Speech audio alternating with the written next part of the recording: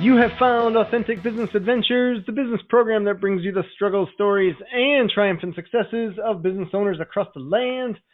Coming to you from actually our own places because we can't be in the studio now. Anyways, past episodes of the Authentic Business Adventures program can be found on the podcast link at drawincustomers.com.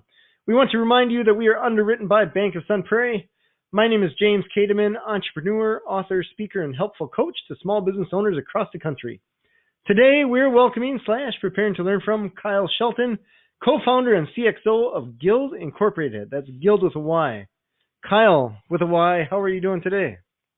I am well. How are you, James? You know, I'm doing all right. I'm a little annoyed that we still have to do this not face-to-face, but that's right. We just got to adapt and improvise. That's what entrepreneurs do. Adapt and overcome. Yep. That's the way we roll. So why don't you tell us, what is GYLD Incorporated? Yes, definitely. So GYLD is a networking platform for those who are in the skilled trades. So think carpenters or contractors, plumbers, electricians. And the goal of GYLD is to allow these individuals to connect with others who are in the trades.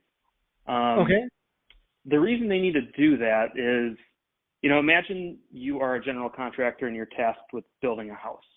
Mm-hmm. There's a lot of different aspects to building that home. There's the plumbing, there's the roofing, insulation work.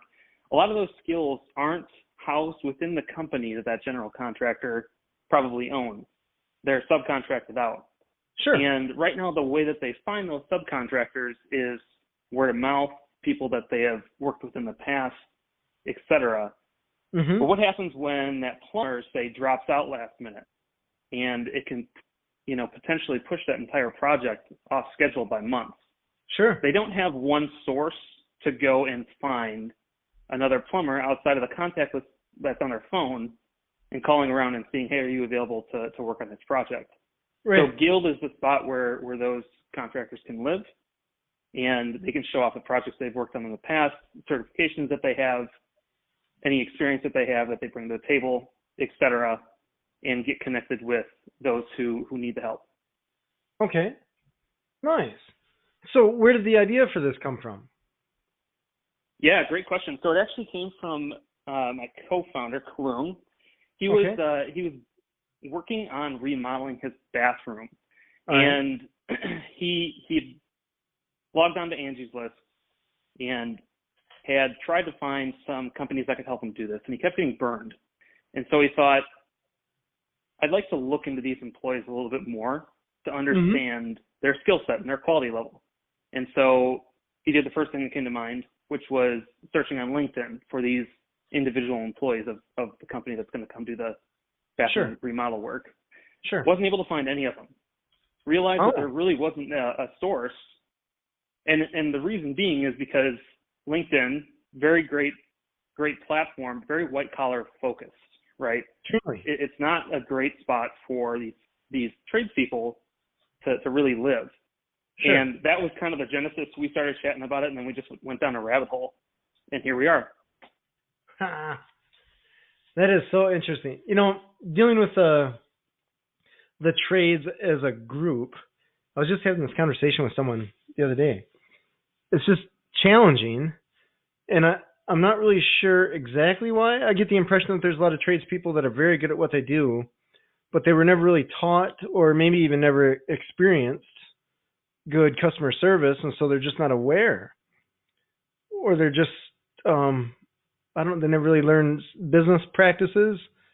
So pricing, scheduling, communication, all that kind of stuff is just ignored. And they're still making money because there's a lot of people that need their work. Arguably more people need their work than there are people to actually do the work. But it's weird that stuff like this is just overlooked. Yeah, that it's still that we're still at this stage, right? And I have a ton of respect for people who work in the trades, and I think a lot of it for them is just putting out the next biggest fire.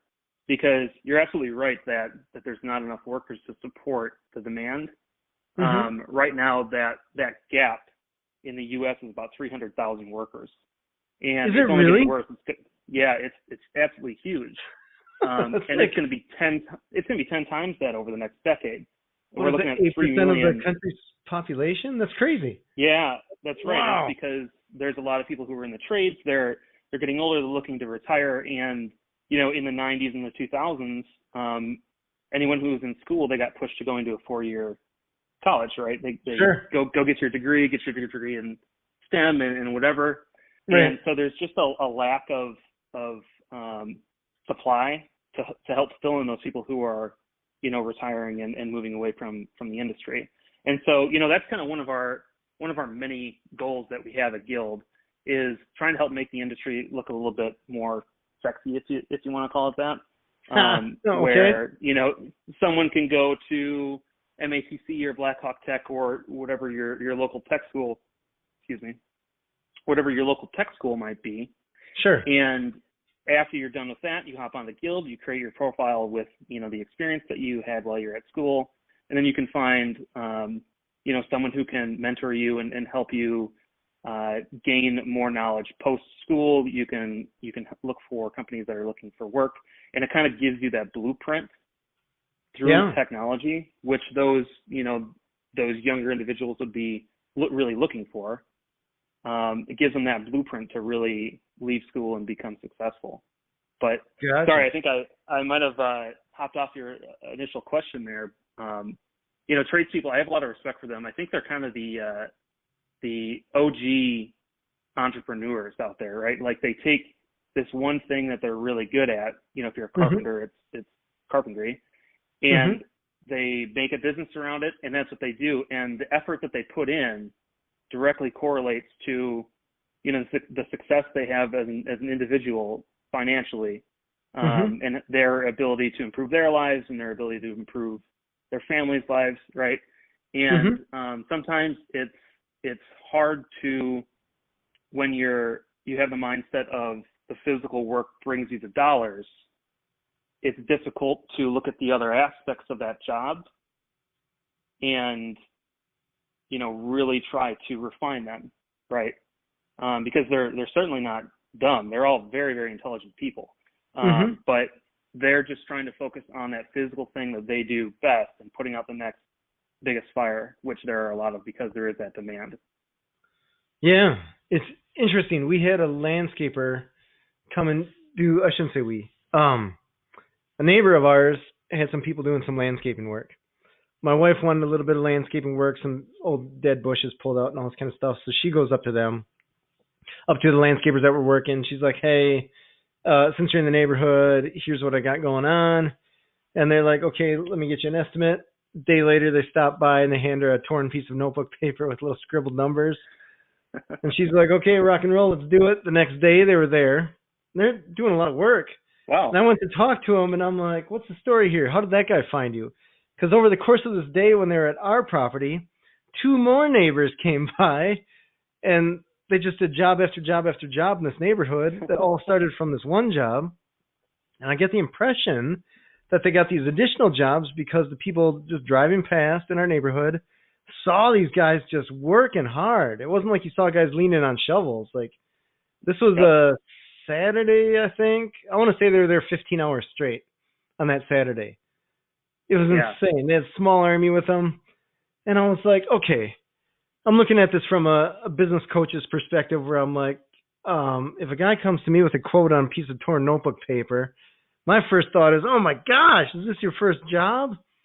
And you're looking at all the things on the business side that they're not doing the textbook version. But in the end, they got the business. So who am I to judge, right? Yeah, that's right.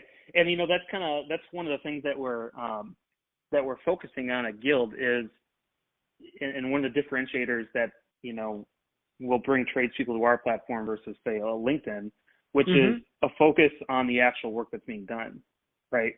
Sure. So they were landscapers. As a landscaper, you could work for a company for 20 years, but when I come up and talk to you, that doesn't really give me an idea of the quality of work that you put out. Right. And so I think that just kind of goes to show that, when you drive by those guys, you see them working really hard. They're being diligent.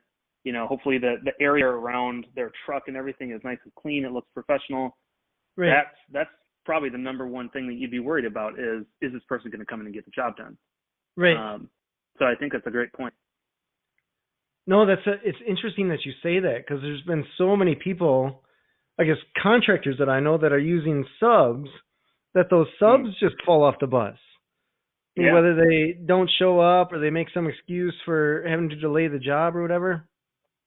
I have no idea how a lot of stuff gets built, because I feel like there's a lot of people that have no organization that you're relying on to do. They have to do whatever job before the next job comes down the line, and all they like the electrician has to come in before the plumber, whatever. Yep, definitely. Yeah, and it's too bad there wasn't a system that helped with all of that. Wink, wink, hint, hint. Yeah, right. I don't know that. I guess from my experience, I don't know that a lot of subcontractors would sit down long enough to listen to the pitch. Yeah, I mean, it's definitely a challenge. You're right. You're definitely right there. You know, with any business, as an entrepreneur yourself, you'll know that, you know, with any business, a lot of times it's the timing that comes down to everything. You could have the best product and you know, the best team and everything, but if you're not timed right, then it becomes more of a challenge. And we're maybe a little early, but I think pretty much right on time for a product like this. And one of the companies that's helped us get here is Angie's List. There's technology that's already introduced into this industry that people are starting to learn that they need to be able to use. But it's still going to be a challenge. And so one of the tactics that we're using is, you know, going right after the biggest problem in the industry, which is the lack of workers. Right. So we're forming partnerships and speaking regularly with local tech schools and other organizations that help, you know, give individuals the skills that they need to work in the trades industry. Sure. And we're connecting with those new tradespeople and also general contractors. And when we can offer a direct kind of conduit into that new talent, then all of a sudden these other subcontractors are going to start missing out. And when they start to miss out, you know, that's when they'll definitely join the platform. Oh, I see. Okay. You know, that's definitely it's a good point, and it's definitely going to be a challenge. It's going to be a challenging industry, but we're ready to tackle it. So I guess when I'm looking at GYLD, this is more for the one-man show versus the plumbing company or electrician company. Is that right? Yeah. So if you were going to look at our target audience, and if you're going to look at construction and contract work as an industry overall, about half the industry is very commercialized, like the Findorfs of the world. Sure. And they have a lot of these different skills in-house. What we're focusing on is the companies that are, say, 25 individuals or 25 employees or smaller. Gotcha. With a real focus on the one-man shop, you know, who might be a plumber and can't bid on a project that requires more than the skill set that he has. Sure. So we touched on a little bit of this, but I guess I want to get your opinion or your feedback on it. Say I'm a painter, right, and I'm really good at painting houses. I get on GYLD, but let's just say I'm a little flaky. Maybe I'm not that good at scheduling stuff, or maybe I just prioritize jobs based on the value they are to me personally, right? Somebody calls me to paint a 20-lot apartment or something like that. I'll take that over that kitchen that I have to paint the ceiling on. And I may not tell the person with the kitchen because it just won't dawn on me. How do I know that, one, you're a good painter, two, that you're not a flaky person, and you know what I mean? Like the service quality and price, we can assume that their quality is there because they're in the business, but we don't know necessarily about service, or maybe price comes into play there. Can you talk about that? If I go on GYLD as a contractor to find a sub, are there ratings or reviews or feedback, or how does that work? So there isn't yet. And when we were initially building out our MVP in the initial product that we wanted to be able to offer, ratings and reviews was very high on the list of things that we wanted to focus on. But when it comes to I guess when it comes to reviewing someone's actual work, it's a very emotional thing, right? Like if you work really hard on a project and they get rated like 3 stars, that could make them really not want to use the platform. And totally. So, right. And so it's a very sensitive topic. Sure. It's something that we want to approach with a lot of diligence. And so we haven't introduced that side of the platform yet. Okay. Because we want to make sure that we're introducing the right product. But what it'll probably look like down the road, and I'd say in the next few months, what it'll look like down the road is, have you ever stayed in an Airbnb? Yeah, many times. Okay. Not recently. Okay. So for the listeners who maybe haven't stayed in an Airbnb, when you get done staying at an Airbnb, both you and your host, the person's home that you stayed at, have to review each other. And it's not just was this person a 5-star host or something like that. It's a little bit more qualitative. Mm-hmm. Was this person clean? Was this person, professional to be around? That's the tactic. That's the approach that we'll take on ratings and reviews. Because not only is that a little bit, it's not as black and white. It allows there to be more facets of a person, which there are. But also, then we can take those individual areas that maybe a contractor needs help with, and we can introduce educational material to that person to help them increase that, that part of their business. Right. But short side of the answer, no, we don't have that yet, but we will soon. That's it's so interesting that you say that, right? Because reviews, I've talked to a lot of business owners, many on the show, about reviews and how we as a society will trust the opinion of people that we've never met in regards to reviews and stuff like that more than we would trust maybe a neighbor or a friend, even your mom, right? Giving you a recommendation. Weird, just thinking like my mom could tell me, hey, use this plumber. And I would go find some plumber on Angie's List or wherever, right? And I would see that they got 2 stars or however they rate them. And I'd say, oh, I can't use this guy. He's got 2 stars. Even though he may have done work for my mom, did a fantastic job, I'm going to trust these other random people that may or may not even be real more than I would trust my mom. That's kind of that's where we're at. Yeah. So it's a weird, yeah, it's tough. And imagine if that plumber could be newer to the business, and maybe he's only got 4 reviews. Yeah. In total, and one of them was his first job, and it didn't go as well as he would have liked. Sure. Right. How do you recover from that? That's extremely that review is there. Yeah. That review is there. Yeah. Same thing. If my mom told me to buy something on Amazon for a kitchen, and I went out and it had a 2.5-star rating, no, I'm not going to buy it. like absolutely not. Sorry, Mom. I love you, but move on to the next product.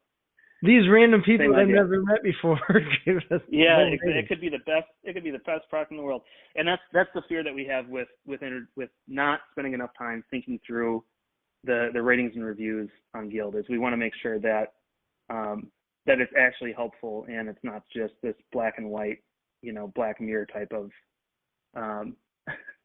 technology to introduce to these guys. Sure.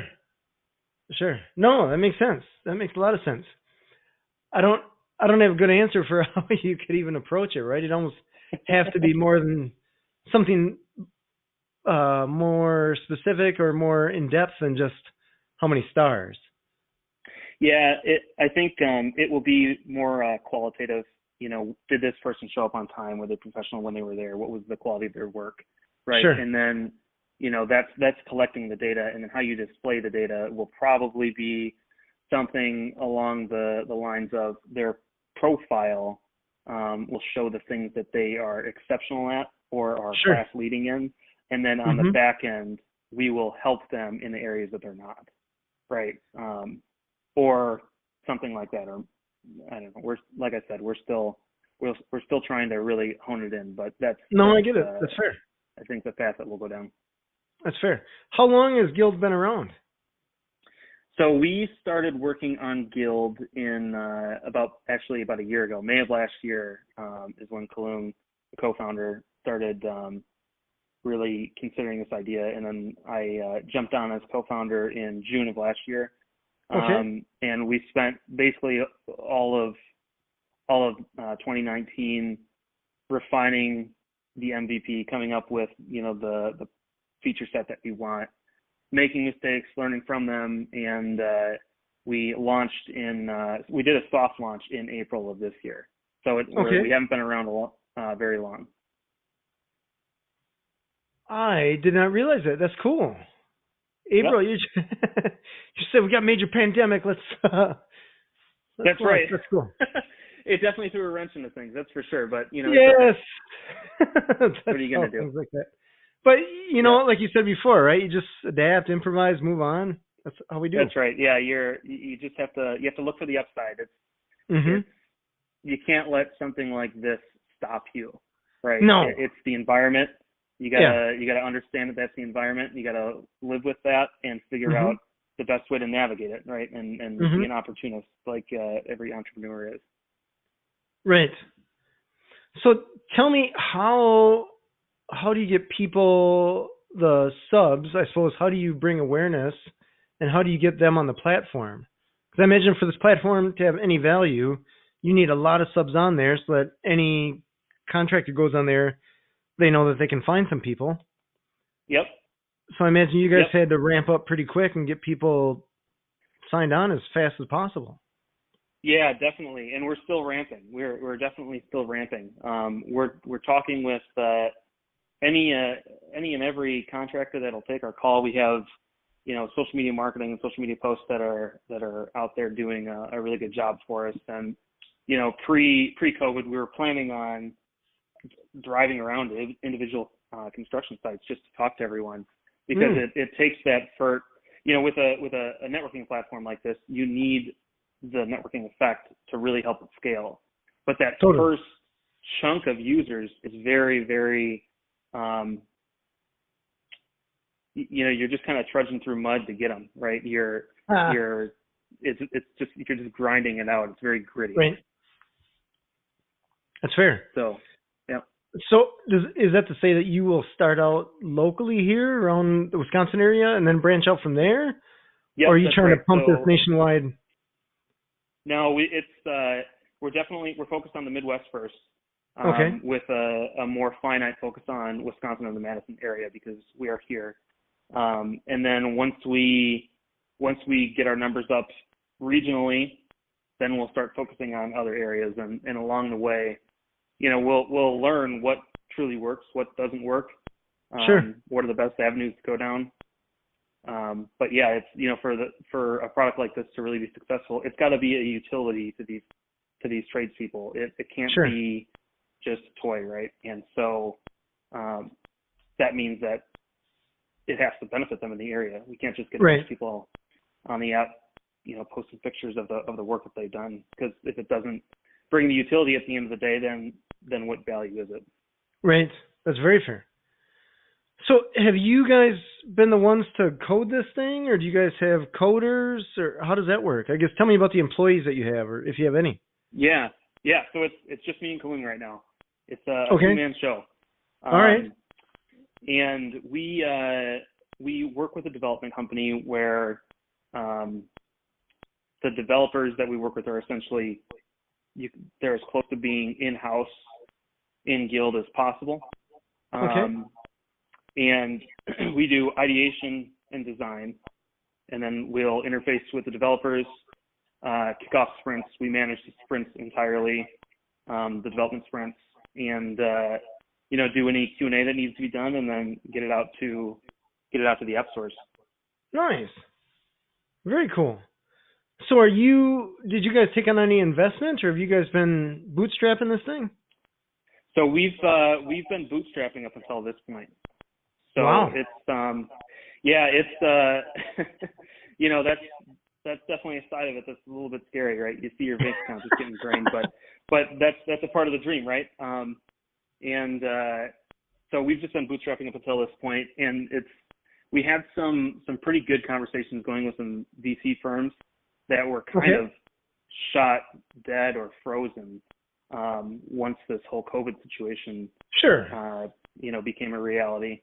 And so we certainly had to take a step back and kind of take a deeper look at the finances and make sure that we're making the best decisions that can get us the farthest, Right. to be able to get to that point. But yep, up until this point, it's been completely bootstrapped. Wow, that's cool. That's clever. Yep. So what kind of money would you be looking at bringing on for investment? Yeah, so we're doing a seed round right now. Oh, you are? We've been Okay. talking. Yep, we're doing a seed round right now. We've been working with some different investors. We already have 30,000 committed. We're aiming to be north of the 300,000 range. That Okay. would allow us to be comfortable and hire on the skill sets that we need, hire to our weaknesses, right? Mm-hmm.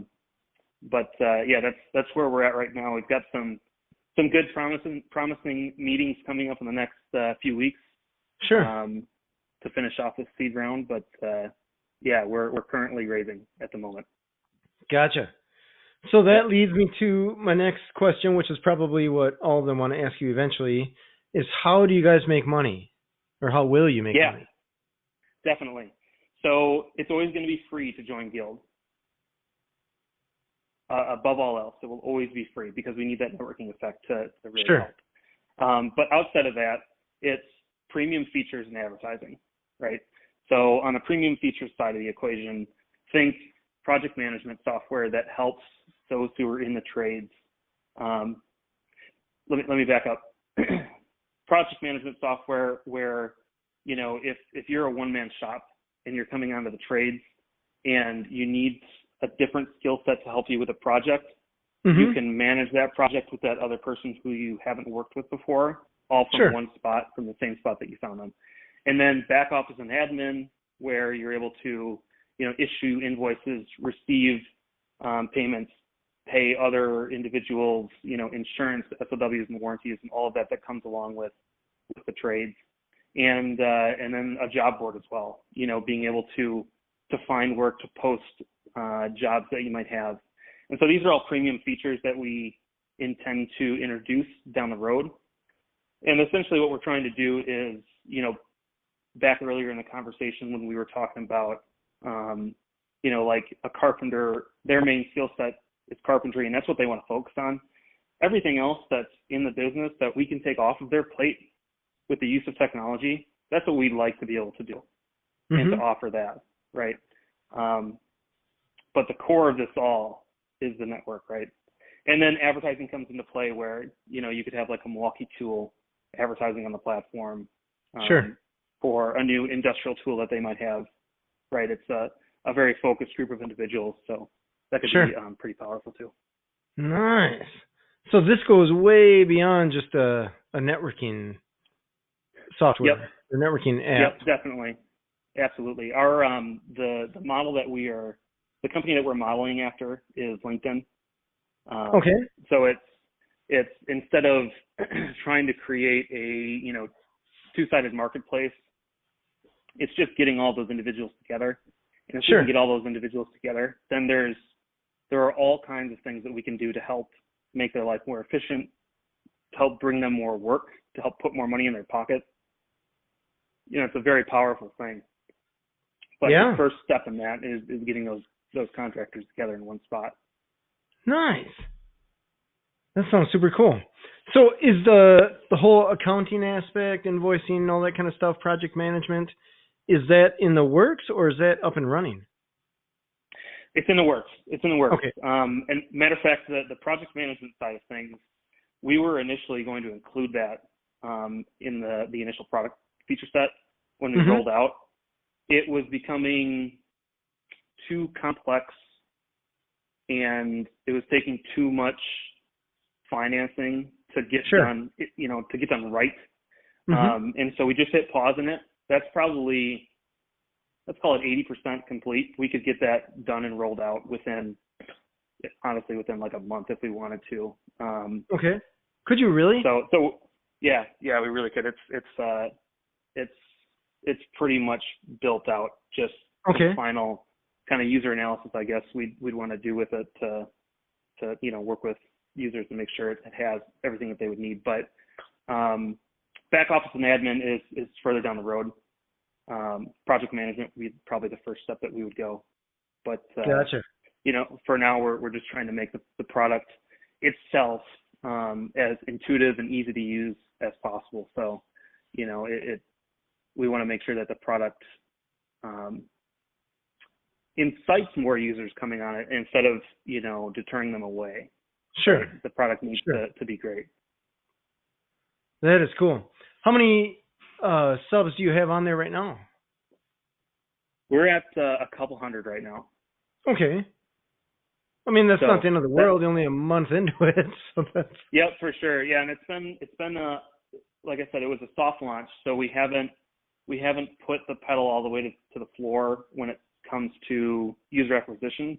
It's pretty selective at this point, I guess you could say. Early adopters, okay, right?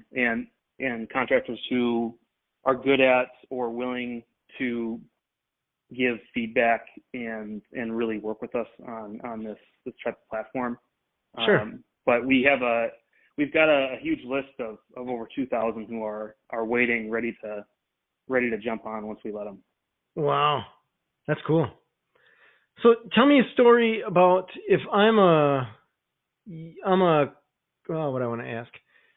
You have subs on there, but it looks like just going to the website, you're essentially pointing us to the app itself. So this is not something that necessarily a homeowner would directly use. Is that right? This is more for contractors to find subs? Yep, that's correct. It's kind of a contractors only kind of network right now.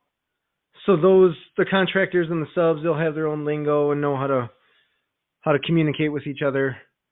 Yep, definitely. Okay. Yeah, there's a messaging aspect of the platform where those contractors, subcontractors, general contractors, whoever you might be can communicate with someone you want to potentially work with. Gotcha. I was just going to ask that. That's awesome. Yep. So you can search for you can say I need a plumber that's in the Madison area that's currently available for work. Mm-hmm. Find those people, look at their profile, look at the projects that they've worked on in the past, so you get an idea, a sense for the type of work they do, right?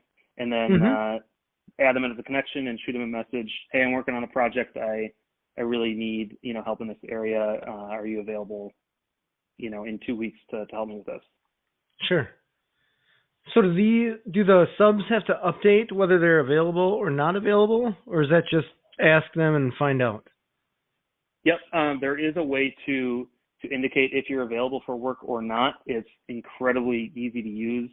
You just pop onto your profile, and it's a quick toggle right from your profile. So like 2 taps.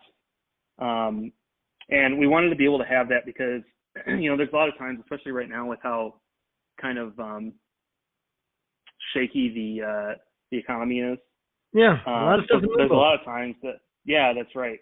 There's a lot of times that a job will get canceled, the day of, or maybe an inspector hasn't gotten there to okay you for the next step yet. Sure. And so we wanted to make sure there was the ability for, a person who's in that position to raise their hand and say, hey, I'm available for work right now if anyone needs help with anything. And so, they can just real easily on their profile toggle whether they are available for work or not. That is super cool. So tell me, if you're getting into the invoicing and all that kind of stuff, does that mean that you have to get into the whole credit card processing and all that jazz as well? Yep. At some point we'd have to, how do we make it easy for people, right? And everyone uses credit cards these days for various reasons. And so, we'd have to definitely offer that. Gotcha. All right. Wow, that seems like a huge undertaking. In a good way. It is. It's a lot to do. And sometimes actually it's a struggle to communicate to investors that we're talking with all of the possibilities that are out there with something like this without seeming like we're, a rabbit in a field just bouncing back and forth from one to the other. We have a pretty clear strategic plan and to move forward. Right now, number one is build the network and make sure the platform is good to build the network. Like first and foremost, you got to have the product and you got to have the distribution. Right. And then from there, we'll start introducing these features product by product that allow us to build to something greater. Nice. So just like everything. Yeah. It's just like everything in life. You know, you just you gotta solve. You just have to problem solve and solve for the situation. Right. Yeah, and it's nothing but experience will show you what you need to tweak, right? Yep, exactly. So the contractors that will be hiring these subs, do they create accounts as well? Yep. Okay. And they essentially can create an account at no cost. Yep. Okay. That's so right. Yeah. I'm sorry. Go ahead. Yeah, and one of the nice things about it, with our profiles being so project oriented, it's really easy for you to kind of have your project portfolio there. So that way, when you're talking to a consumer, a lot of times we go to trade shows and we're working with contractors on a regular basis. A lot of times they'll try to show a consumer some of the work that they've done, and they're sitting there browsing through the photos on their phone, you know, like all of them, including when they were at the beach last weekend with their family, right? And so it's nice to kind of have all that in one spot. So there's you know, kind of ancillary benefits to creating these profiles on our own outside of just finding work or, you know, being found, I guess you could say. Right. So what do you see for the future, let's say in the next year, and then let's go out to 3 years from there for GYLD? That's a really good question. So I'm understanding you're like a month into it, so like, oh yeah, we got this figured out, right? It's easy, right? It's easy. Yeah. So over the next year, it's focusing on the network and building the network. If we can get the investment to help us build the feature sets and to really put some money into marketing, that will definitely help with that. But we are completely focused on the network over the next year. And then from there, once we have the network built up, then it's kind of game on, right? Then we can start offering these products and features. We can start introducing them and helping to make these contractors' lives a little bit more simple. You know, there can be an education aspect of the platform where we're helping to really enrich the overall community, whether that be from, you know, the business that they're doing on a regular basis and the professionalism, or, you know, taking, you know, maybe one of the best plumbers that are in the nation and having them actually teach on the platform, right? Oh. So, you know, there's just a lot of different directions you can go, but right now we're just focused on the network. That's very cool. That's extremely cool. You can do a lot of stuff here. So I have to ask you this question, and I don't mean to be rude to any of the contractors out there, but so I have calls on call, right? We answer phones for a fair number of contractors and subcontractors, many Midwest, but a few across the country. And one of the challenges is just being able to present the service to contractors and not just have them gloss over because we're essentially offering something that they have never heard of before or haven't really thought of before. You know, it's not a truck, it's not a hammer, it's not how to get an inspection done quickly. Like, it's something that is outside of the scope of what they typically do or even know that they need. So how do you get over that hurdle? I think with the understanding that, you know, you're not going to win the battle on one swipe. Sure. I guess you could say, you know, so one of the things that we've been focusing on at the beginning is finding those early adopters, because that's what it's going to take, right? Because the early adopter who's in the trades, which actually can be pretty easily found on Instagram. Sure. Those early adopters who are in the trades, you know, they're willing to pick this up and give it a try, and they're going to keep kind of coming back to the platform and looking at it on a weekly or monthly basis, right? Or best case scenario, daily basis. Sure. Once we get to that, you know, it'll slowly start to seep into the community where they can be the champion for GYLD and introduce it and explain it to the person who maybe wouldn't if us as a complete stranger were talking to them about it right now. Sure. Right.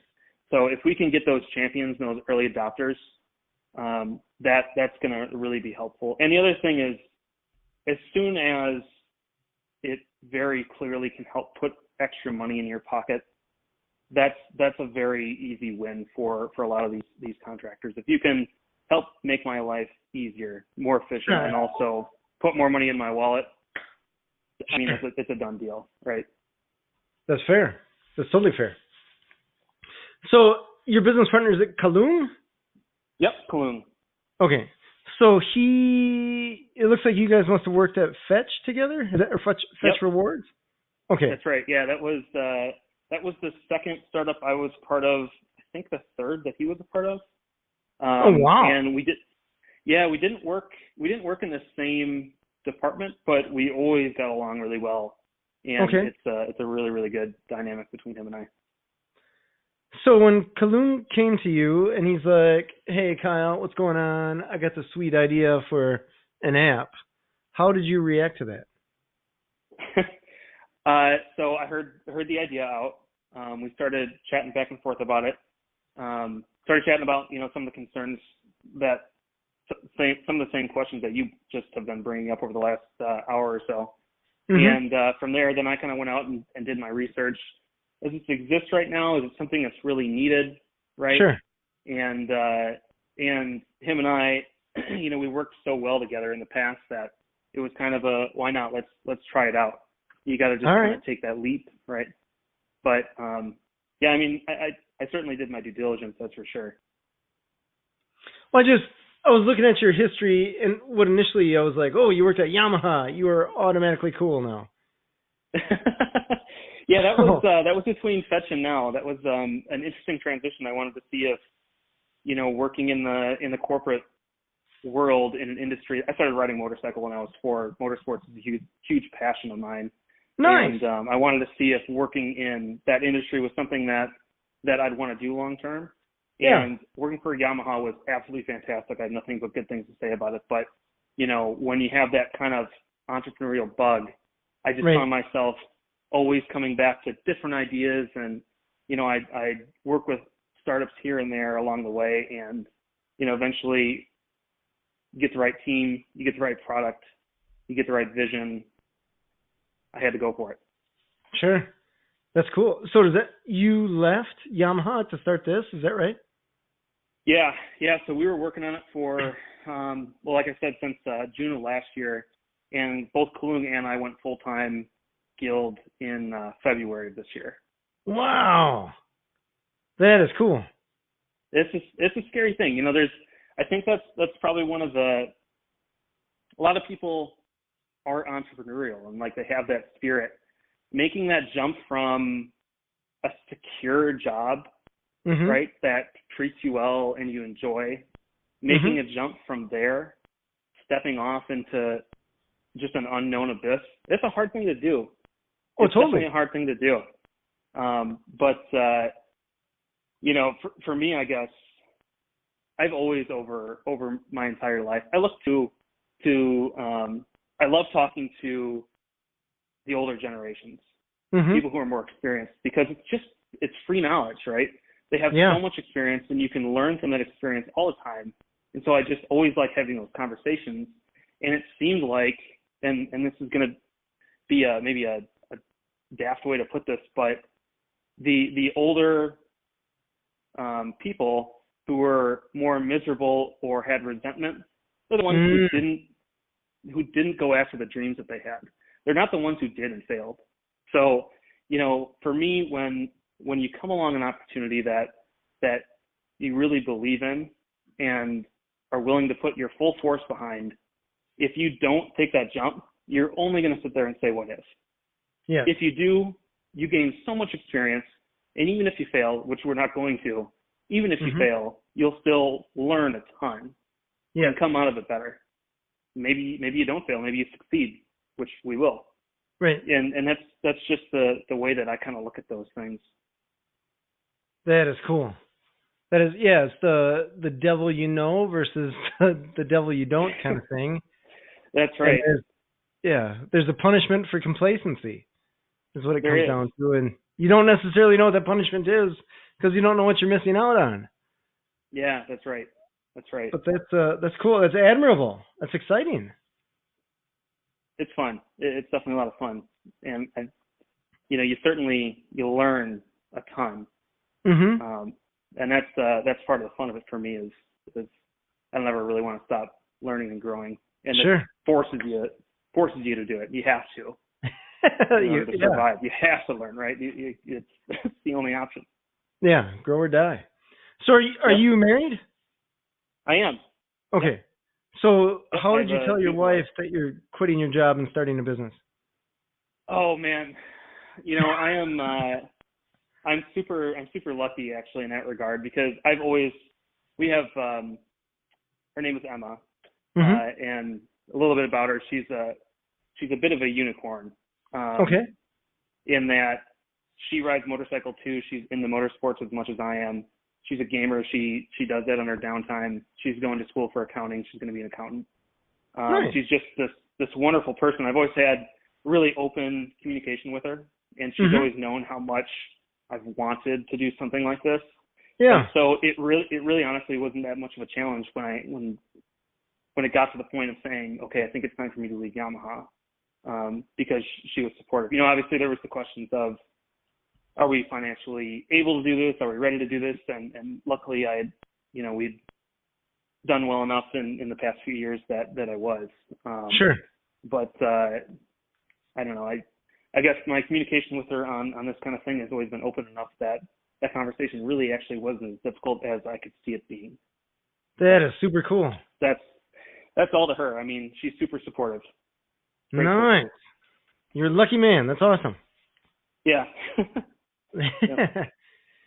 So if we were to say, throw this podcast out to the world, who should we concentrate on marketing it to? Is it mostly the subs that you're looking for, or is it angel investors, or oh man, all the above?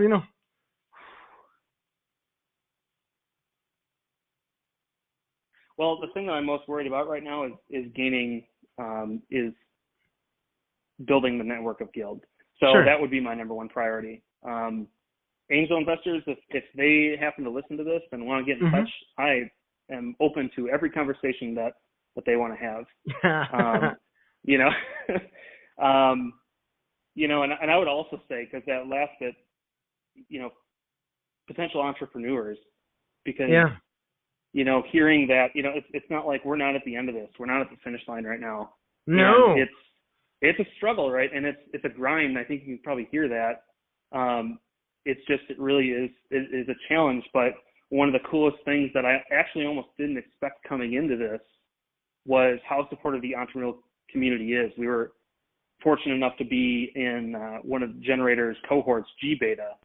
Oh, really? Oh my God. Yeah. The amount of support that community has, it's really, really incredible.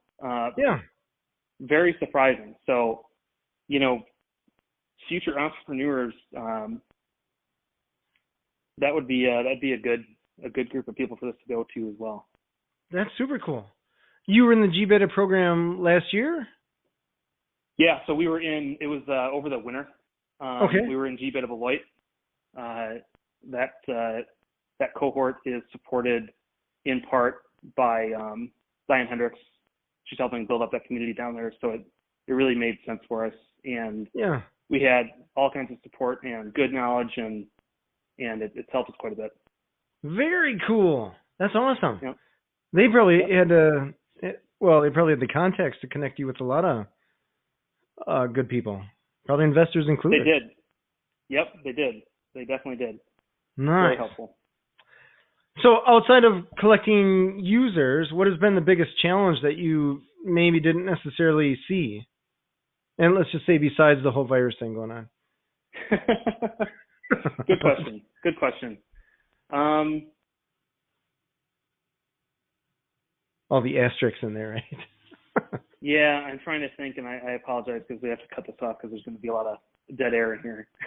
Oh no! I think the one of the bigger challenges was early on in my relationship with my co-founder, because that's new. When you decide to co-found a business with someone, you essentially become married to them, right? And it doesn't matter how good of friends you were up until that point. It's a different type of relationship. And it took us actually getting into G beta and then saying you really need to define your roles for us to really get to a point of being having good flow and being cohesive and working forward very, very collectively. Sure. And, we never really had huge problems up until that point. It just wasn't, you could tell that it wasn't quite perfect. And, those kind of social relationships like that, where it's not black and white, relationships they're never black and white. That was definitely a challenge. It was a challenge getting that in order, but, we it's lucky that we were able to work through any of the issues that we had, and now we're just in a fantastic spot. Very cool. One of the other big challenges that we had was the development team that we initially started working with. Okay. They weren't living up to the level that we had expected. Sure. And it was forcing us to move slower, and it was becoming a huge frustration point. And,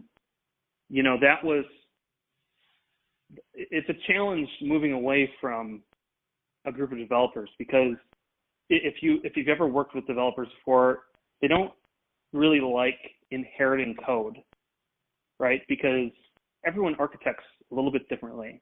Sure. Right? Everyone builds a little bit differently. Yeah. It'd be like if a general contractor had to pick up on a house halfway through, right? It's just, it's not quite that easy. Sure. They're going to want to fix things. Exactly. So making the decision of moving away from a company that was very knowledgeable about what we were trying to accomplish and moving to another one, that was a pretty huge challenge, actually. Sure. Pretty big undertaking. That is, I can completely understand that, because we've worked with a couple coders just individually, and some are super easy to work with, and others are not. Some just from a communication aspect. It's a challenge, and I don't know, that it's a whole different world. It's a whole different world, and you need to be able to make the most of what you're working with, right? Yeah. Because enough said. That's fair. That's totally fair. Kyle, I feel like I could talk to you for hours, so I appreciate you being on the show here. Absolutely. It's been an extreme pleasure. Yeah, I feel like in another year you are going to be on billboards and stuff like that. So I'm glad that I found you when you're just starting out here. Well, I'm always open to the conversation. So if you're ever in the area, feel free to hit me up and we can grab a beer if that's a possibility in the future. Cool. My gosh, if we can't have a beer, this is Wisconsin. We have one job. Right? Awesome. Well, thank you, Kyle. This has been Authentic Business Adventures, the business program that brings you the struggles, stories, and triumphant successes of business owners across the land. Coming to you originally from the Sun Prairie Community Studios. Currently, it's just in my office and wherever Kyle is. Underwritten by Bank of Sun Prairie. If you are listening to this on the web, please like, subscribe, and share. My name is James Kademan, and Authentic Business Adventures is brought to you by Calls on Call, offering call answering and receptionist services for small businesses across the country on the web at callsoncall.com. As well as Draw In Customers Business Coaching, offering business coaching services for entrepreneurs in all stages of their business on the web at drawincustomers.com. And of course, The Bold Business Book, a book for the entrepreneur in all of us, available on Amazon and wherever fine books are sold. We'd like to thank you, our wonderful listeners, as well as our guest, Kyle Shelton, co-founder and CXO of GYLD Incorporated. Kyle, how can people find GYLD and you? Is it what's the easiest to go to? Easiest way is to search us on the App Store, GYLD. We should be the first one that comes up. You can also go to our website, gyld.in, Or if you want to personally reach out to me, my personal email is kyle@gyld.in, GYLD.in. Awesome. I appreciate you being on the show, Kyle. Thank you so much. It was a pleasure. Find us airing on 103.5 Wednesdays at 1 p.m., Sundays at 2 p.m., as well as at sunprairie.mediacenter.com. Past episodes can be found morning, noon, and night at the podcast link found at drawincustomers.com. Thank you for listening. We will see you next week. I want you to stay awesome. And if you do nothing else, enjoy your business.